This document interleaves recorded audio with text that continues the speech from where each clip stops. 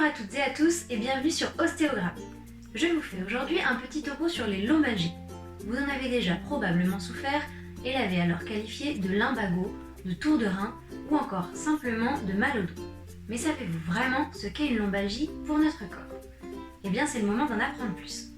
On appelle lombalgie toute douleur ressentie au niveau du bas du dos et plus précisément du bas de la colonne vertébrale correspondant aux vertèbres lombaires jusqu'à la première vertèbre sacrée appartenant elle au sacrum, le petit os situé juste au-dessus des fesses.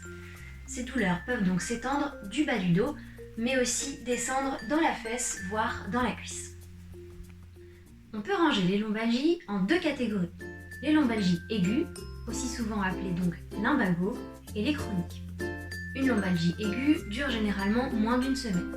Elle fait suite le plus souvent à un traumatisme, comme un mouvement brusque par exemple, ou encore une toux violente. On qualifiera une lombalgie chronique lorsqu'elle est présente depuis plus de 3 mois. Mais d'où viennent ces douleurs lors des lombalgies? Eh bien, il y a plusieurs causes.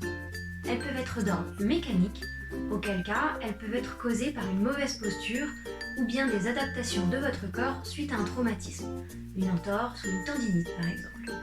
Elles peuvent également avoir une origine viscérale. Oui, votre ventre peut être le responsable et pour cause. L'innervation des viscères émerge en partie au niveau des lombaires. Aussi, quand les viscères souffrent, le système nerveux peut parfois s'emmêler les pinceaux et envoyer l'information de douleur au mauvais endroit. On parle alors de douleurs projetées. C'est-à-dire que les douleurs ressenties au niveau des lombaires viennent en fait d'ailleurs, ici, des viscères. Enfin, il peut y avoir une origine médicale, une pathologie sous-jacente comme une hernie discale par exemple, ou encore un tassement vertébral. Il faudra alors réaliser des examens complémentaires avec votre médecin. Dans tous ces cas, pour éviter et prévenir les lombalgies, le mot d'ordre sera le mouvement. Nous vivons dans une société où nous sommes la plupart du temps assis. Travail sédentaire, le trajet en avion, en train, en voiture, la télévision, Netflix. Il est donc important, malgré cela, de bouger régulièrement, de se lever, de marcher un petit peu dès que possible. On pensera également à étirer les muscles qui peuvent être en cause. Je pense notamment aux muscles psoas, par exemple, le piriforme, le moyen fessier, ou encore le carré des lombes. Si l'on présente des signes viscéraux, constipation, diarrhée, ballonnement, etc., on pense à apaiser le ventre, par un massage par exemple, que l'on peut coupler avec certaines huiles essentielles.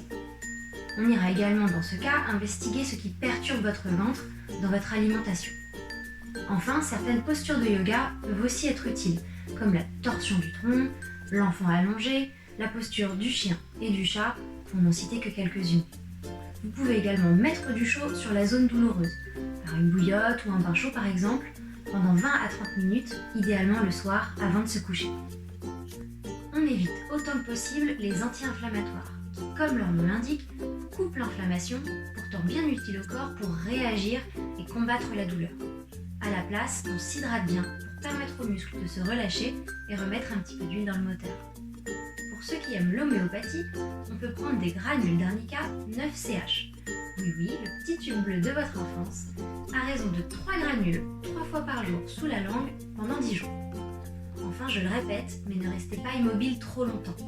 Essayez de bouger dès que possible, doucement mais sûrement, par exemple par une marche tranquille qui permettra de mobiliser le bassin et la colonne et de détendre les muscles.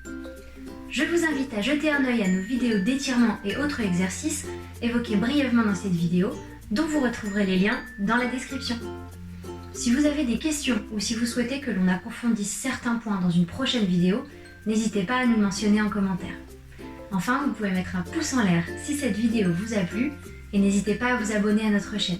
A très vite sur Ostéogramme pour de nouvelles vidéos et prenez soin de vous.